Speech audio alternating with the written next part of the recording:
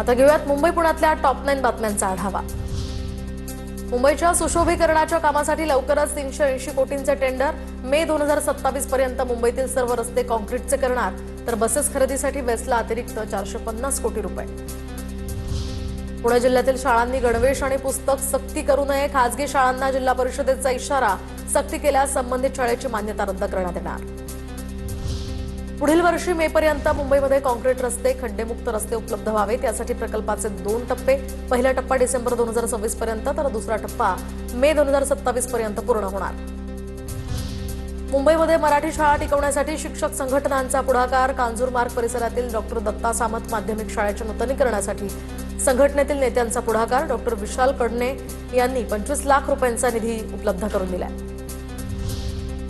आर्थिक तोट्यातून तारण्यासाठी बेस्ट उपक्रमाला अनुदानाची गरज। बेस्ट उपक्रमाकडून मुंबई महापालिकेकडे वारंवार निधीची मागणी।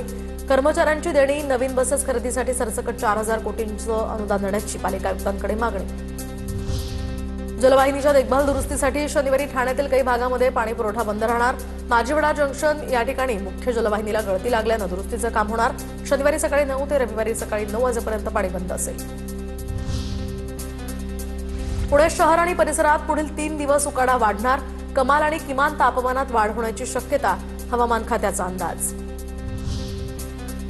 वानखेडे स्टेडियमवर उद्या रवी शास्त्री स्टँडचं अनावरण। मुंबई क्रिकेट असोसिएशनच्या वतीनं स्टँडचं अनावरण होणार। सोहळ्याला मुख्यमंत्री फडणवीस हजेरी लावणार।